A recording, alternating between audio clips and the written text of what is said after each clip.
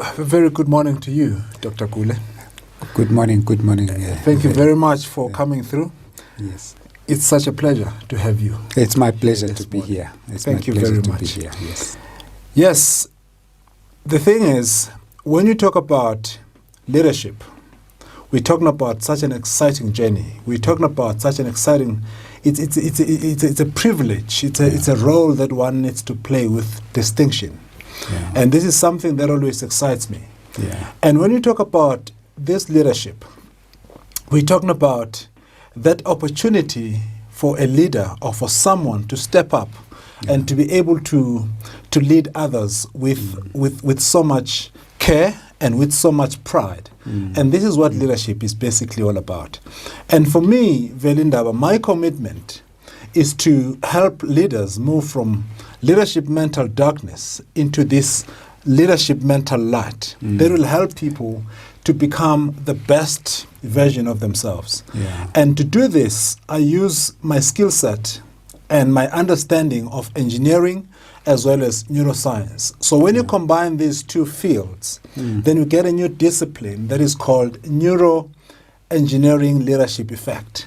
So when I talk about the Veli Ndaba neuroengineering leadership effect, I'm talking about the combination of both neuroscience and engineering to leadership and to changing leadership cultures. Yeah. And this is what this discipline is about. So it's about helping leaders and equipping leaders to have a competitive advantage in order to understand themselves better, as well as understand those that they lead. Yeah.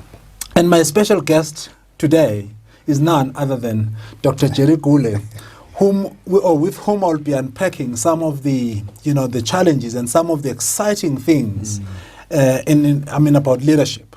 So please, Dr. Gule, yes. Once again, it's so nice to have you here with us. Thank you very much. Thank you, Veli. This is the subject of leadership is such an important subject in our lives, not just in our country, not just on the African continent, but in the world. Yes.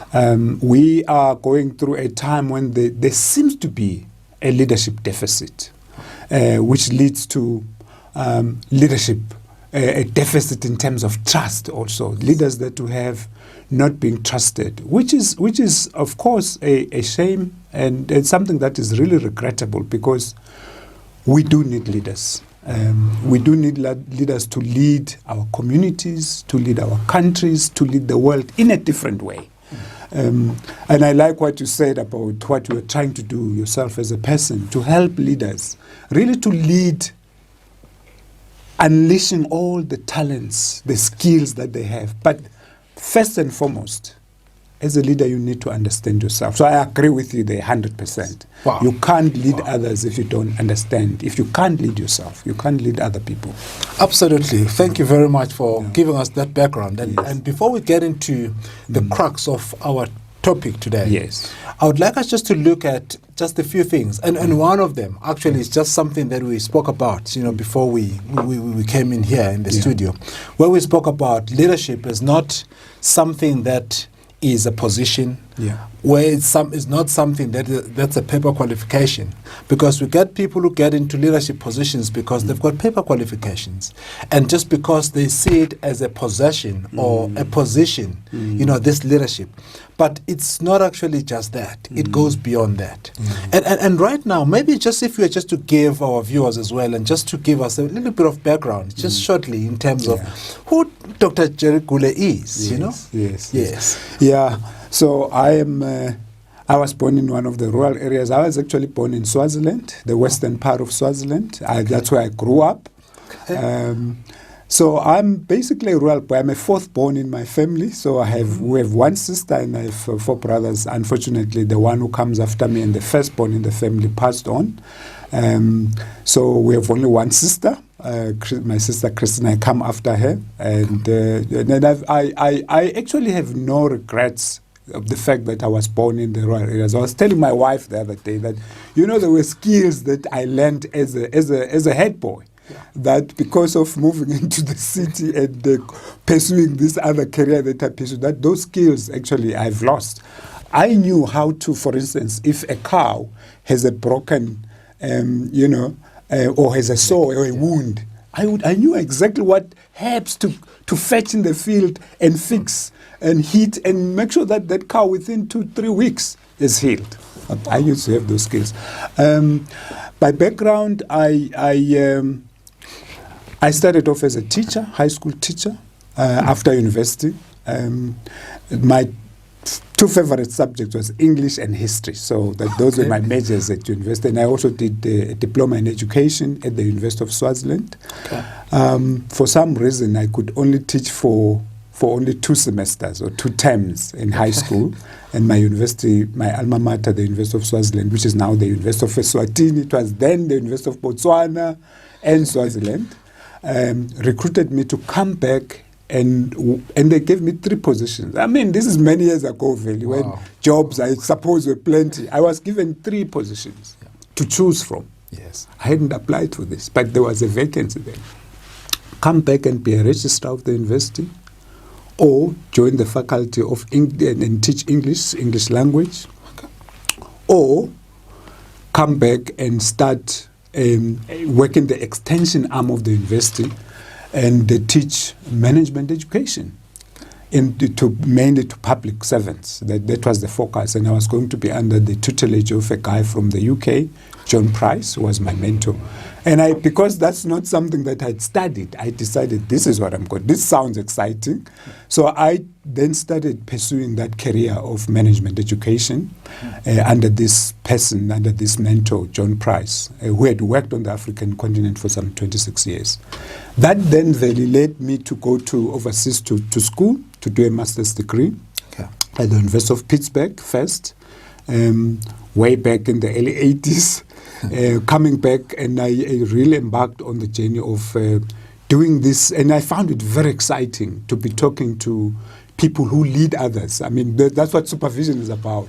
That whole concept of planning work, coordinating work, communicating work, and making sure that you manage performance. I found that very exciting, and I think that then started me off in that journey.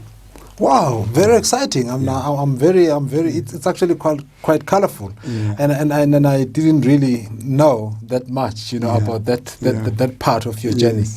And now, when you look at the issues of leadership, we've just spoken. Now, when you started a career in your in a corporate space, can you just tell us? I mean, take us through in terms of. How was this experience like, in experience? How did you experience the workplace, at the beginning? What did you find exciting? And what did you find not so exciting? Yes. Yeah, the workplace, I started working actually even before I finished high school, during the holidays. And there are 2 striking things. I worked at a hotel. And I worked in a plant where we fixed, the plant was for trucks. Let me use the hotel experience. As a young person, and that was just before I started my final 2 years of high school, in this particular hotel, what struck me, one of the things that struck me, and I got caught up in it, is realizing what people do at work. In that hotel, hotels, there's food. I was working in the kitchen as a scarrer, so cleaning all the dishes that come from when the waiters bring the stuff back. I was the guy that was cleaning it. I loved it because the food was plenty. There were always leftovers and stuff. But this is what struck me about work. Even then, I realized that people bring different things to the workplace. Some come for what I call nefarious purposes. There was a particular night, it was Christmas Eve, and Christmas Eve, that hotel was buzzing. There was theft going on, and this is something that surprised me. I was a young boy, and here were adults, and I'd been taught these things that you don't take stuff that is not yours. Yes. But you see these adults, and you see senior people that I regarded as senior in this organization. But I saw them getting caught up in this thing. And I say I got caught up because I ended up also, carrying the yoke. Because you can take stuff here without being really given permission. Because everybody's doing it. Yeah, everybody's doing it. But let me tell you this. Because between high school and that thing, something changed in my life. one of the things that I had to do, because I realized what I'd done was wrong, I went back to that. I won't disclose what I took it, but I took it back. Wow. Wow. I remember, and the thoughts that went through my head, right? Yes.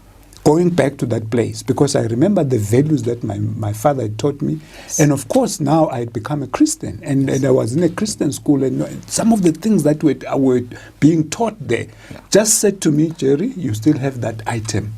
Oh, it's not yours. You must take it back. The thoughts that were going through my head, I'm going to be arrested, but I made the decision. It is the right thing to do. So I took it back. Wow. And luckily, my supervisor, who was still there, and I went to him. I remember his name. I'll just say, I won't say his name. I don't know if he's still alive. He was a Makubu guy. So I went there looking for Mr. Makubu, who had been part of this whole thing.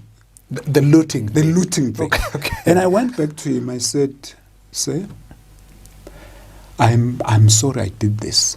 I'm bringing it back because of what I've learned and what I've become.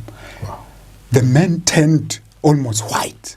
Wow. And I couldn't understand. But and he ushered me out of that place, said, you must go. Because, and I mean, now I realize the story did not have to be known by anybody else because he wanted to kill it. So, and here I was expecting maybe I'm going to be arrested or something's going on. No. He just wanted me out of there. And of course I was relieved. I had handed back the stuff and I disappeared. I don't know whether that answers you, but this is the workplace. So this really shocked me when I saw that these kinds of things happen in workplaces. But because of the values that had changed in my life, I mean, I have never stolen. Yes. Right? And I remember talking to in a meeting and saying, even the pen, the stationery that the organization buys is not yours. If you take it and you go and give it to your kids, you have had no permission to do it. Don't do it. Wow. This is a value that has set with me since the days of high school. Yes. So that's how I experienced the workplace. Wow. So when we look at the importance of values, be it in a workplace or in a society, so that's something basically that drives us. So based on what you've just said now, so it actually paints a very clear picture in terms of leadership as well. To say values are very, very important.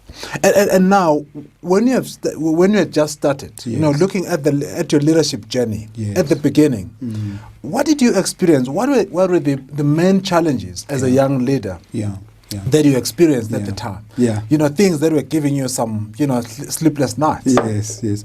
So what happens is, and I remember this is the training job. After I left varsity, then I was a training manager and this is the first time I'm going into a private sector, and I'm being given this position. Of course, you come in. The workplace is different from the theory that you bring from wherever. It's the education that you have. Yes. The practical experience of leading people. It's different from that. You first realize you don't know everything. Yes. That's the first thing. You have not worked in this environment. And you find people there. Some are going to watch you and say, let's see what this person is got. And your attitude as you enter that. So that the first challenge was actually to understand that I don't know everything here. I'm new. I don't know how things work in this organization. I've been appointed over people and possibly people who are looking to get into that position. Now here comes this outsider. So people are going to look at you first saying, let's see what this fellow can do. And I think for me, how you enter that space, for me, was critical because you don't want people to risk you. So my first challenge was really first of all, to admit that I don't know. Yes. Right? And that I will rely on the team that I find there. And they must feel that I'm being genuine in saying that. And sometimes people will challenge you. So if you don't know, why did you get this position? How come you got the position? But again, it's you didn't appoint yourself to the position. People interviewed you and they thought this fellow can add value to our organization. Yes. So when you can see this skepticism about, but we thought you knew everything, but you can't, because you may have some knowledge of how things are supposed to work. Yes. But you haven't worked in this environment. I remember one of the, and this was in a unionized place, and people have grievances. So that's the first thing. You're not coming into a vacuum there. So the first thing that I needed to learn was, by the way, there's been someone in this role. Yes. There are things that they were doing, the decisions that, or the promises that they may have made to people. You can't come in and say, no, but it wasn't me. Yes. To the employee, the company, you represent the company now. Yes. This promise was made. You have to learn about it and say, can it be fulfilled? Let me go find out. So that was the first challenge. People have things that they're expecting from this role, from this position. Yes. What are you going to do about it? Wow. So one thing that actually comes through from what you're saying is that, as a new leader, for you, what you experienced was one thing that basically saved you was the acceptance that you didn't have answers to all the questions. You didn't know much about that. Yes, you were in a role, but also you were facing some sort of like a pushback. There was that possibility of facing a pushback from people that may have been eyeing that position. Yeah. Because obviously you came from outside and there were people inside, they were looking forward to, to get that that position. Yeah. So understanding that actually did help you because you were able to face the situation for what it was. Yeah. When you go to people, you are able to humble yourself and that. And what did you say are the main pitfalls? With people who are starting in this leadership position, do you think maybe they apply that kind of thinking, or do they go there thinking that they know everything? Where do you think maybe people start off on a wrong footing, in leadership? I think the thing is you come in as a know-it-all. That's a big red flag. You should not have that attitude that you know everything. You don't. Because here is a process. So when you get, and this is what happens in organizations, you are being recruited and you are told about the challenges of the organization or by that particular department that you're getting to, the things that people want you to come in and sort out. Yes. Now remember, sorting things out, sometimes it's a code for you need to sort the people that you find there. Yes. Now, if you come with that attitude, you're going to meet a huge resistance because you have preconceived ideas. So one of the prayers that one has to have is, Lord, help me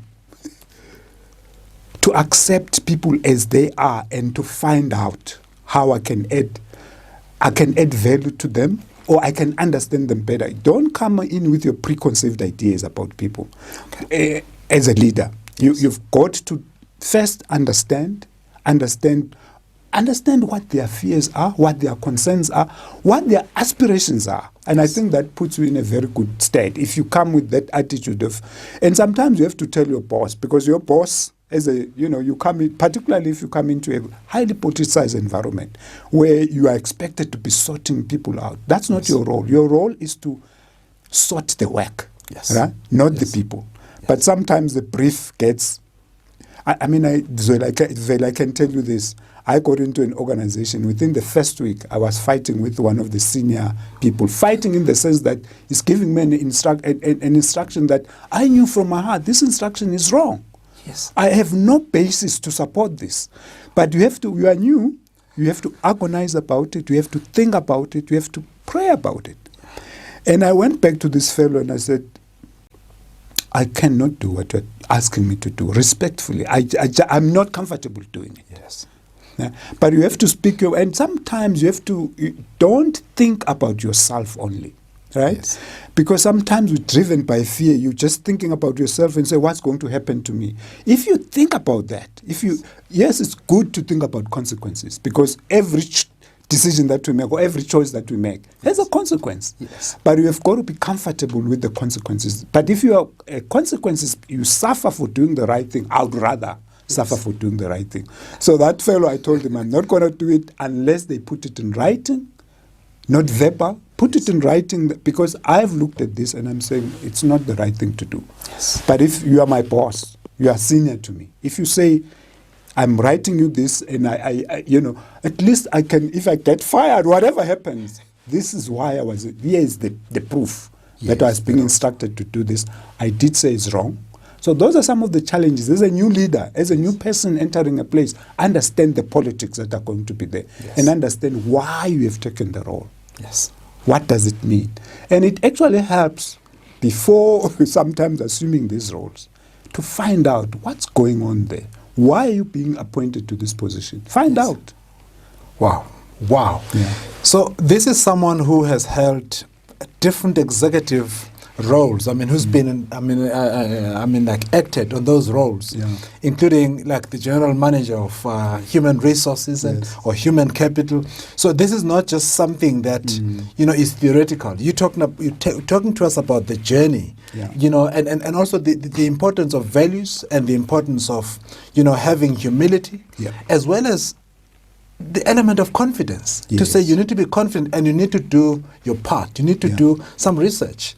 Just don't get into a role and sort of like think of someone or think of yourself as someone who's got all the answers. I think that's something that's very important. So now in this leadership role, you being there, do you have someone in mind that helped you? What did you say about the importance of someone who is a mentor or a coach to you, someone that will help you navigate this way of your journey of leadership? Did you have someone like that, or did you have people like that? And how important were they to you? What role do they play? Mentors and coaches play such a vital role. Such a vital role in how one develops and grows as a leader. In fact, even in the whole decision-making process, because some decisions, you make them for the first time and you are not sure. And when you are, but remember, you're not the first person in the world to be making that decision. Other people have come across possibly similar problems, similar challenges.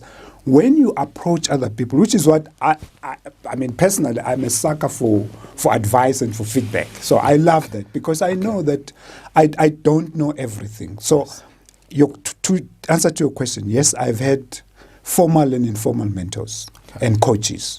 In fact, in one of the when I got one of the senior roles in as an HR general manager, I actually, because I was now dealing with a couple of, it wasn't just HR. I was responsible for transformation, because HR is just making sure that the company has the right people. You bring the right people into, and you make sure that people are remunerated correctly, and so. But I also have this role of, let's change the complexion of the organization. Let the organization represent the demographics of the country. It's a big task that in itself.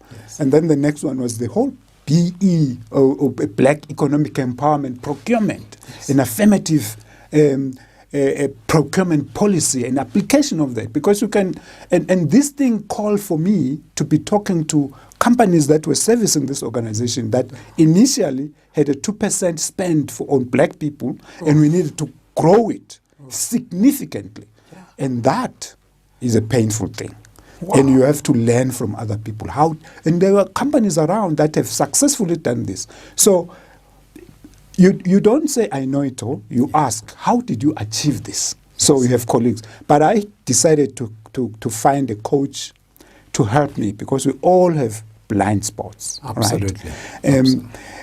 Particularly in leadership teams, one of the things, I'm talking management teams now, executive teams. You're sitting around the boardroom and things are being discussed. Maybe your point is not coming across as you just feel. You know, when you know yourself, and you are honest with yourself, and you are a person who loves feedback, people tell you, I mean, here is one feedback that I got from one of my colleagues. You're not coming out.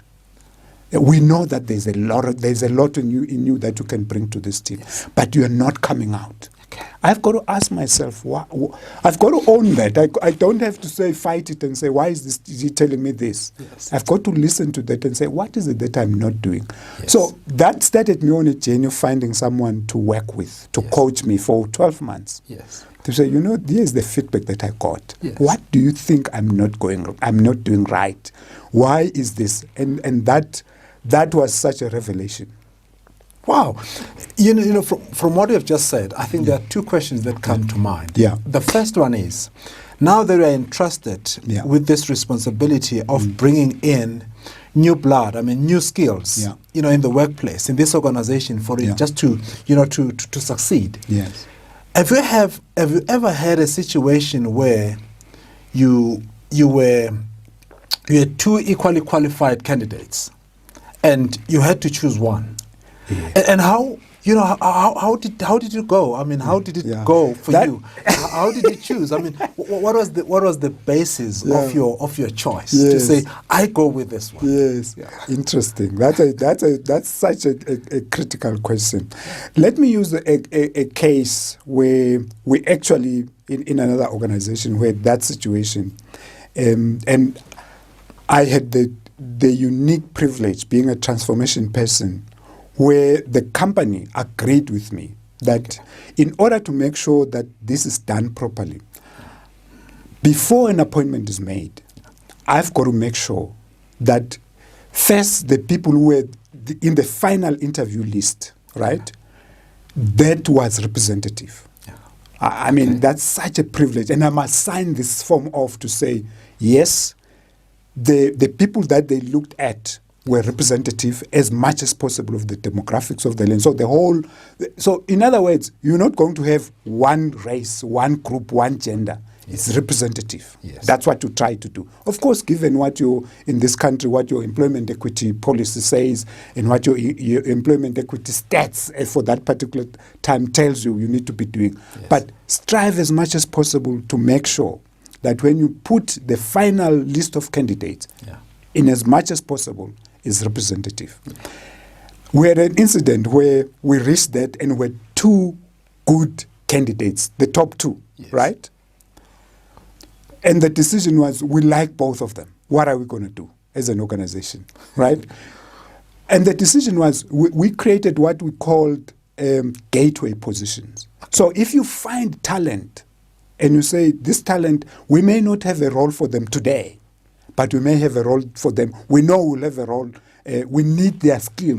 They have the right attitude. Yes. They can fit with our team. Yes. Then you say, we're going to create a gateway position. We will fill this role with this one, but we will also bring this person on a gateway position. What is a gateway position is that we will have projects, right? Because we know in the future, there is going to be a role. And I remember us taking a lady in one of those gateway things. Yes. And that lady eventually was one of the GMs in the organization. Wow. But you see, what it means is that the talent itself, the person themselves, must be flexible, must be accommodative. Because I applied for this, and I think the key thing, and I mean the HR, I'm talking here in terms of the HR profession. Yes. HR people must give feedback to candidates. Okay. Right? And explain to them, this is what is happening. This is the decision. To this person, for instance, we said you applied for X, we have interviewed for X, we like you. But we are not going to appoint you for X. For X, we are going to appoint X. Yes. But we want to take you if you are willing. Of course, you have a remuneration package there, and we say we will take you, even though it's not that same position, but we will take you because we like your skills. We know that you will fit our organization, and we can see a future for you in this organization. Wow! Are you willing to consider that?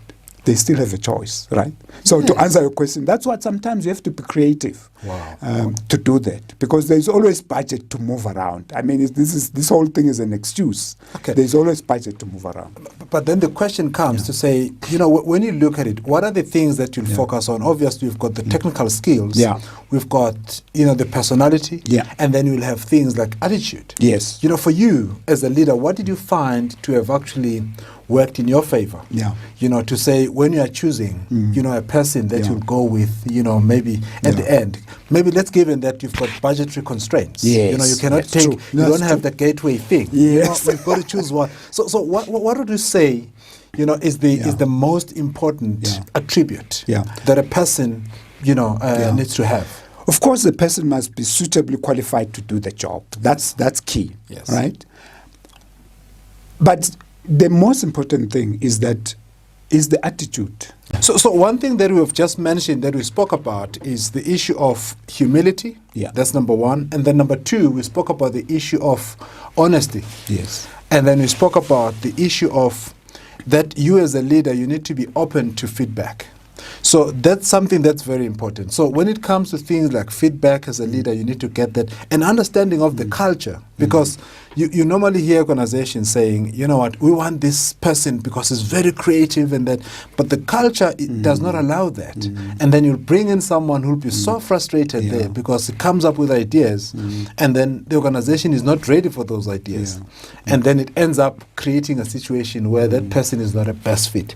So as a leader, you're saying that's something that's very important. So that's something that I'm picking up from what you're saying. Yeah, very, very important, because you don't want to frustrate people. You don't, a person joins you as an organization, but finds that actually the position that you were recruiting them for and the things that you said to him or to them when they joined, they cannot actually practice it. Like you're talking creativity, being creative. You're going to cause this person sickness because everything that he brings to you, you're saying no. Yes. So what's the value there? Problem. It is a big problem. Wow. And maybe just the last question before we move on to, the main talk. Yes. It's basically around receiving feedback or being open for feedback as a leader. You are leading people.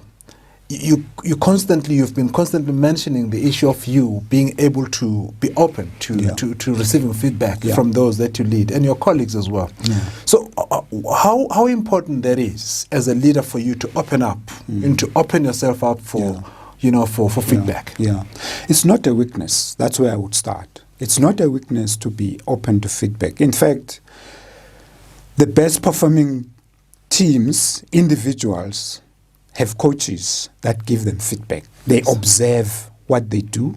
We can use this. We can use athletics. We can use soccer.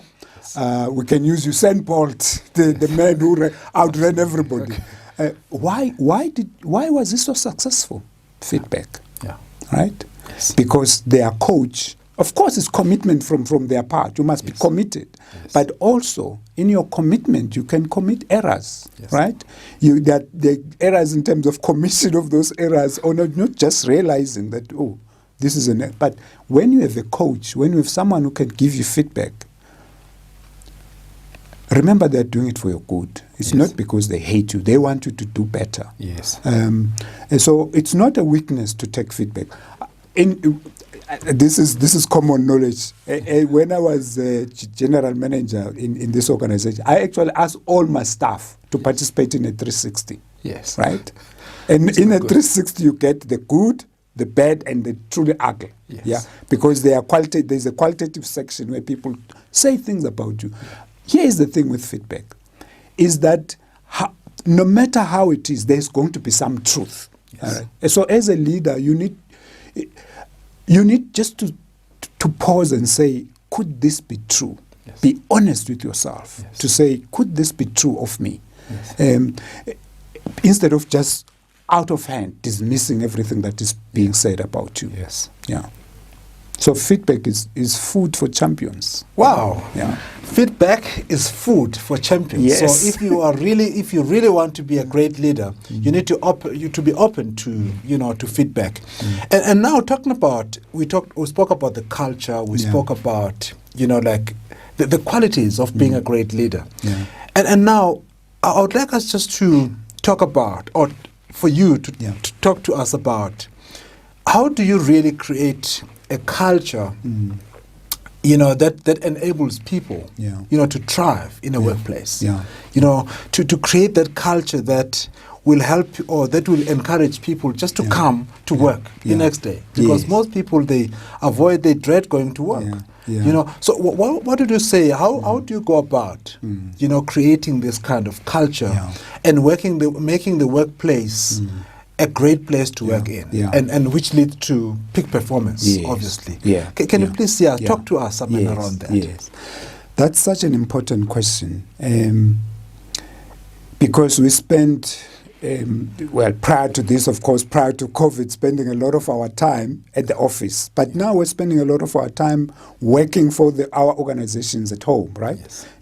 We're still working. We're still spending a lot of time there. How do you create, let's talk about pre-COVID. How do you create that culture, and of course, in COVID and post-COVID, a culture that will make people really commit and engage, and your engagement score is higher as an organization? I would say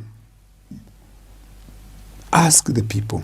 As a leader, for me, that's really what I believe in. How can we, as a team, bring our best game here? Yeah. And what role should I be playing as your leader, as your captain, as it were, to make sure that we create this environment? Remember, and I say this often to audiences, as a leader in an organization or as a manager, whoever you are, you're not dealing with kids, you are dealing with adults. The mistake that we make is sometimes as leaders is that just because people came here looking for a job, we then start treating them like they are imbeciles. They can't think for themselves. In that workforce that you have, or in that group of employees that we have, you have community leaders, we have pastors, we have people who are coaches, we have people who are mentors. Back in their communities, they are people of influence. Yes. What makes us assume that just because they now work for us, they don't have ideas? They don't know what needs to be done to create this vibrant workplace in our department. So I'm a very strong believer in saying to the team, and my teams would know this, and the people that I've worked with, my managers would know this. I would say, I can't succeed alone here. I succeed with you. I remember my team, actually, this was fantastic. Because as a leader, you create a team, right? Yes. And the team gets to know, can we tell this guy anything, anytime, or should we be walking on eggshells when you speak to him? So I made it very clear. I make it very clear to teams that I lead that one, we have this open door policy. It's truly open door. Open door even if there's no door. In that meaning, you can talk to me about anything at any time. Yes. It's going to be confidential also, right? If my team member says to me, I have stuff that I want to say to you, that I don't know how to say it. You create that enabling environment, safe environment for them to talk to know that when they speak to you about this, it's going to be what it is. Yes. It's not going to be broadcast every. So get the team to tell you what kind of culture, team culture, organizational culture, departmental culture do we want here that will help us to bring our best game. I was saying, I remember one of my teammates coming to me and saying, Dr. Gule, please relax. We are here to support you. Wow. You cannot be the only guy who works the overtime. Tell us, delegate to us. Because as a leader, sometimes you want to do the stuff, you want to make sure. And Veli, one of the things that I did with one of my, and they were surprised. Yeah. I said, okay, we have a management committee meeting. Here's our presentation as the HR department. You are going, it's not me, it's you who's going to make the presentation. Wow. Empower people. Wow. You create a culture where people are always looking forward because they know that you are going to expose them to those that matter. So don't hog things as a leader. Wow. Make your team shine. Yes. Expose them where you need to expose them so that their talents are, it doesn't diminish you as a leader. Yeah. Sometimes we feel, why should I do that? I think if you're a leader that lacks your own self-confidence and you want to hold on to this thing, leadership position. Yes. I said to you before we got here that one of the things that really gives me joy, a couple of positions that I held, the people that worked in my team took over from me. Wow. That excites me. Wow. And that's what I always look forward to. So ask the team, what culture do you want us to create? So that's one thing that you've mentioned, and I think that's a major thing, Dr. Gule, what you have just said. So as a leader, the first thing that you need to be very clear on when you want to create this culture of peak performance and the culture that is humane and that will enable people to thrive, you've got to, number one, you need to ask the people that you work with. Yeah. You know, what is it that they would like to do? How would they like to be treated as well? And what is it that will make them give of themselves? Yeah. You know, just to give the best. Yeah. And sort of like what sort of support that you can offer them as a leader. Yeah. Because it keeps you, or it makes things very clear to you. You do not assume things to say, no, this is the best way of doing it until you engage them. So you need to ask them about the culture. You need to ask them about the kind of support that you need. And also you need to empower them. Yes. Like that, don't hog things. I think that's one thing that you have said, because I think it comes back to leaders that when they are not trusting they end up having to do things, by themselves instead of just empowering others, delegating those tasks. Yeah. So what did you say is the main pitfall? Maybe just before you move on to the next point, maybe the pitfall of many leaders that you have seen that actually led to their, downfall. Yeah, it's not trusting your team. Yeah. That if you don't trust your team, but you don't do anything even to deal with the issue that is causing you not to trust them. Yes. What is the issue? Is it because they are not performing? And we then have a tendency also as leaders to say, okay, because I don't trust X, I will always give the work to X because I trust them, they will deliver. Okay. That actually debilitates the team. If you could face a situation where the people that you are now overworking, you depend on them a lot, they will say, but this is now unfair. Yes. And they will take the work because you are the leader. So you instruct, but it's not fair to the team. Because you are actually not functioning at 100%. You have this person that you are not dealing with who's overloaded, and we have other people who are just cruising. So that's not good leadership. Okay. So we want to try and balance this. It's a pitfall if you, as a leader, you don't deal with the issues that you see. If the issues of mistrust, deal with them. Wow, okay. That's great. And because I hear this trust seems to be coming through over and over again, because that's something that as a leader you need to do to trust your team. Yeah. Now, how do you build this trust? Because obviously it's a two-way thing. You can't just trust the person. Yes. So what does it take in your view and based on your experience, just to have that trusting relationship between the two? Trust is based on delivery. Right? Okay. Because but as Franklin Covey speaks about smart trust. Sometimes somebody has to start. It's like forgiveness. You can't wait and say, I'm not going to forgive because I've no. Sometimes you have to extend a hand. You have to extend trust to people and say, I trust you to deliver this. I've given you the example where I said to one of my one of the people that my teammates that we worked with, you're going to be presenting to the management committee. This is the presentation. I'm trusting you to present. It's a risk that you are taking, but you are trusting. You then have to help the person. So we do the dry run of this presentation. Okay. We make sure the content. So I'm not just going to delegate and leave it there. Yes. You equip, you empower, as you said. Yes. But there comes a time when you say, you can do this. Okay. You give the people the confidence that they can do it. As a leader, the support. So it's one of the pitfalls is not to trust your team and not to do anything about it. Yes. And if you don't, if because you have a reason not to trust, right? Yes. You're not sure whether they can do this.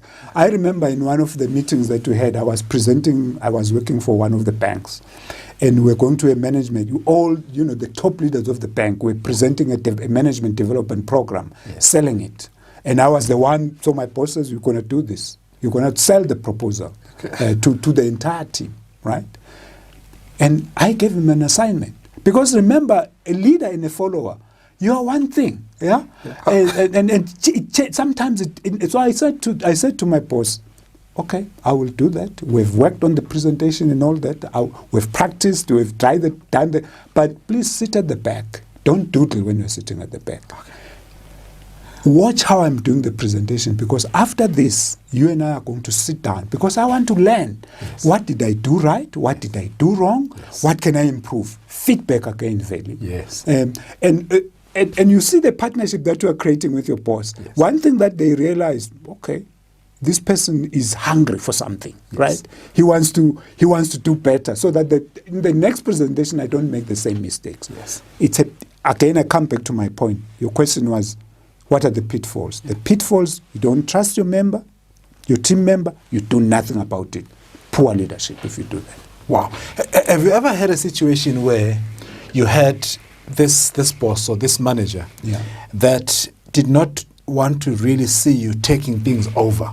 Yeah. How did you deal with that? Yeah. Because someone will say, okay, now Jerry, you're gonna present this, in our next meeting. Yeah. And when you do it, maybe you do it so well, or you do something, but then afterwards they don't take it very kindly. Yeah. Have you ever had a situation like that where they will always want to apply brakes on you?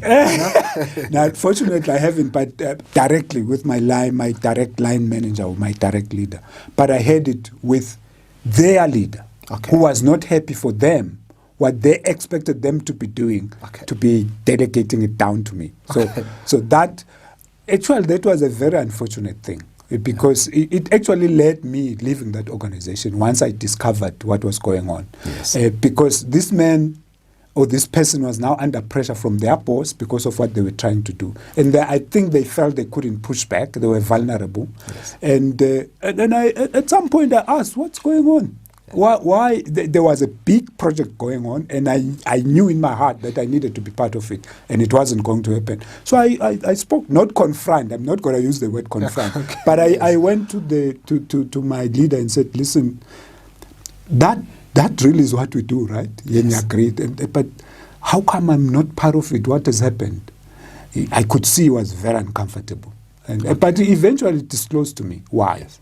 And it wasn't his decision; it was his boss' decision, and that left a very bitter taste in my. And I mean, I decided at that point I wasn't going to confront. I wasn't reporting to his boss. Yes. I was reporting to this fellow, and if he's unable to deal with the situation, eventually I just felt, this is a dead end. It was time to go. It was time to, which was good for me actually. That was sometimes you take those decisions, but the thing is, you also must be happy before you make that decision that you have done what you had come to learn and what you had come to contribute. Yes. Don't just leave because out of one frustration, then you're out of a role. What's your purpose for having taken that role? That's what drives me. That's what drove me until I decided to work for myself. Wow! Yeah. Thank you very much. Yeah. And before maybe you just close for us, I just want to find out from you. Did you ever have a situation where someone sort of like maybe resigned in your team? Yeah. Someone that you had hoped for, great things, for them or from them. Yeah. How did you feel about that? And how did that person resign or sort of like leave the team or left the team? Did they leave the team because of leadership issues, or was it because of some greener pastures? Yeah. I've had a couple of those. Sometimes I was happy, sometimes I was sad to see those things happen. But one thing you have to accept is people have plans. I remember I said earlier that you're not dealing with children, you are dealing with adults. And adults make up their minds, and there comes a time when they've assessed the situation and they say to themselves, okay, I've run my course here, it's at the end of my course, or I find this unworkable for now, either because of me directly, or I hope no one has resigned because I actually can't recall that. But this particular, there was a manager that had to leave, and I was hoping actually, so one of the people, I told you earlier also that I really enjoy when I see people take over the role that that one of my teammates, the people that reported to me coming and saying they are ready, and actually I push them. Yes. And then they get into this thing and I supplant me. Because I always say I can move to another place. I can find. I used to say that I can find something else to do. I know I have the skills to do that. Yes.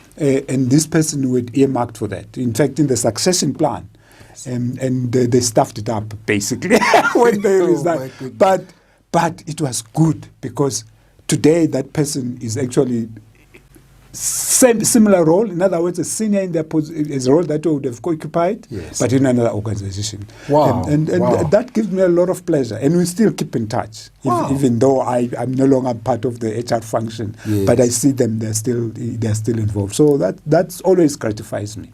Wow, that's wonderful.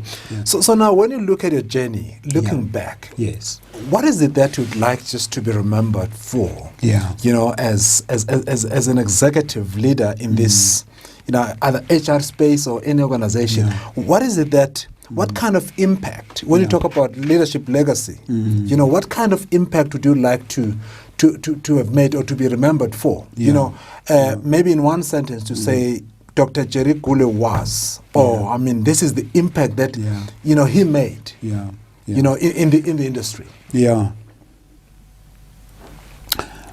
In one word, I would say the word would be he empowered others. Wow. That would be the word. And I mean, I always get really humbled. I just saw a post someone posted on my LinkedIn profile. They were commenting on something that I'd said, and they just posted. And this is a person that I worked with maybe some 7 years ago, and they still said, you are still our example. Wow. I mean, to me, that's humbling. Wow. So, yeah, I would like to be remembered like that. He was not stingy not to empower others. Wow. Dr. Gule, you've just heard, I'm a master of his craft. And I'm just so excited to have had him here in our studio, just to come and just share with us some of his wisdom and experiences, in the workplace, in the industry. And it's something that is very exciting. And this is part of what I'm all about. For me, it's all about helping leaders move from mental darkness into mental light. And this is something that's very important. And one other thing, we need to understand that our brains are swimming in neurochemicals. And these chemicals have a huge impact on how we behave and how we think and how we act. And as a leader, are you really aware of what sort of emotional state are you creating in those people that you lead? Because whatever emotions you are creating will either release or trigger those brain chemicals that will make someone happy or that will make someone very, very defensive. So we need to be very much aware. He spoke a lot about self-awareness. He spoke a lot about humility. He spoke a lot about being able and being open for feedback, or being open to feedback. Because it's only when we receive feedback from others that we can grow. Otherwise, if you're not leading other people by influencing them, it means you are just walking alone. Some of the greatest minds once said that. So if you do not lead, then if you're leading people and they do not follow you, it means you are just taking a walk. And once again, Dr. Gule, thank you very much for coming through. It's such a great pleasure. I appreciate it. Thank you very much. Thank you. I'll see you next time. Thank you very much. Goodbye.